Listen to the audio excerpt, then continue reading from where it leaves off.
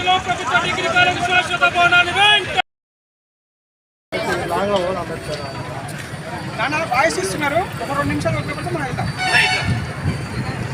ఈరోజు వర్ధనపేట మండల కేంద్రంలో ధర్మ సమాజ్ పార్టీ మరియు ధర్మ స్టూడెంట్ యూనియన్ విద్యార్థి విభాగం ఆధ్వర్యంలో వర్ధనపేట మండల కేంద్రంలో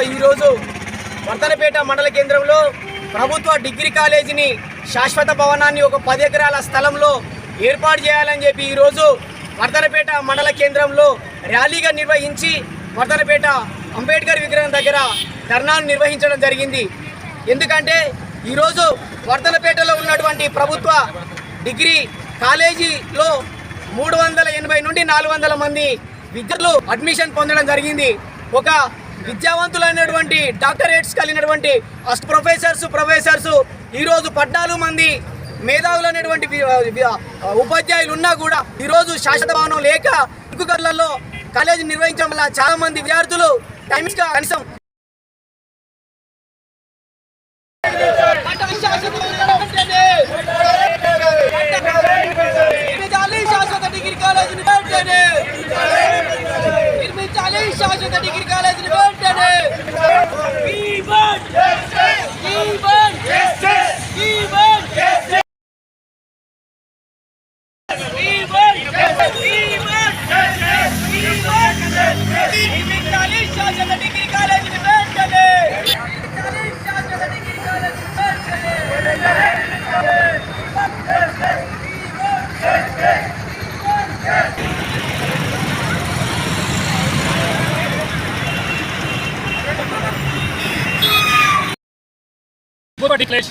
భవనాన్ని 10 ఎకరాల స్థలాన్ని కేటాయించి ఆ 10 ఎకరాలను శాశ్వతమైనటువంటి భవనం నిర్మిస్తూ అనేక మంచి సౌకర్యాలటువంటి భవనం నిర్మించి ప్రభుత్వంలో ఒక మంచి కాలేజీ నిర్మిస్తే ఈ చుట్టుపక్కల ఉన్న గ్రామచేలి అనేక విద్యార్థి BCST విద్యార్థులే ఉన్నారు కాబట్టి వారి యొక్క శాశ్వత భవనాన్ని కేటాయిస్తే ఈ విద్యార్థులకు ప్రభుత్వం న్యాయం చేసినట్టుగా అవుతుంది. ఇక్కడ ఉన్నటువంటి స్థానిక ఎమ్మెల్యేలు కానీ కలెక్టర్ కానీ జిల్లా అధికారులు కానీ ఎవరైనా కూడా ఈ విషయం పట్ల స్మరించి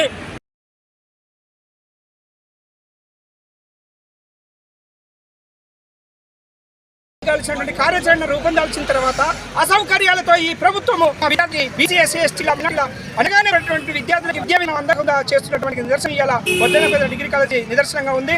ఈ ప్రభుత్వాన్ని నిలదీస్తే అడుగుతున్నాం, ఒక మంచి మర్యాద ఆలోచన విధానం బుద్ధి నేర్పించేటువంటి విద్యా విధానాన్ని ఈ విధంగా నాశనం చేయడానికి మీరు ముందుకు వస్తున్నారంటే మీరు ఏ విధంగా అంటే ఇండైరెక్ట్ కానీ డైరెక్ట్ కానీ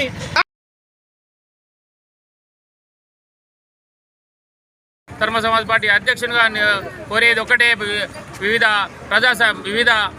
విద్యార్థులతో ఈ డిగ్రీ కళాశాల విద్యార్థులతో ఏం డిమాండ్ చేస్తున్నామంటే వెంటనే మాకు ఈ కూతవేడి దూరంలో ఈ బస్టాండ్ వర్ధనపేట బస్టాండ్కు ఆనుకొని మాకు 5 ఎకరాల స్థలాన్ని కేటాయించి వెంటనే నిర్మాణం చేపట్టాలి. కేఆర్ నాగరాజ్ ఎమ్మెల్యే గారు మరియు రేవంత్ రెడ్డి గారికి మేము ఆర్డర్ చేస్తున్నాం, ఆదేశాలే చేస్తున్నాం.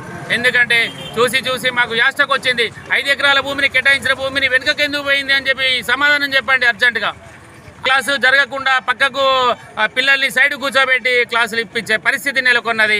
అక్కడ బాత్రూమ్లు లేవు, లెట్రిన్లు లేవు, మహిళలకు సరి అయినటువంటి సౌకర్యాలు మౌలిక సదుపాయాలు లేవు. మరి ఎందుకు ఇటువంటి పరిస్థితి? పాత బంగ్లాలో నిర్వహిస్తున్నారు, ఎందుకు ఈ డిగ్రీ విద్యను అని చెప్పి నేను ఈ సందర్భంగా తెలియజేస్తున్నా. ఉన్నటువంటి విద్యార్థులను 1000 సంఖ్యకు కూడా పెంచే విధంగా చేయాలి. సుమారు 5 ఎకరాలలో స్థలాన్ని కేటాయించాలని చెప్పి మేము కాంగ్రెస్ పార్టీ ప్రభుత్వం ఉద్యమానికి తర్వాత అన్ని చైతన్యానికి వర్ధనపేట డిగ్రీ రావద్దనుకుంటే వెంటనే పరిష్కార మార్గం చూపెట్టాలి. లేకపోతే ఇక్కడ విద్యార్థుల దేశంతో ఈ యొక్క ఉద్యమాన్ని లేవదీయడానికి ముందుకెళ్తామని ధర్మ సమాజ్ పార్టీ తరఫున డిమాండ్ చేస్తా ఉన్నాం. జై భీమ్, జై భారత్.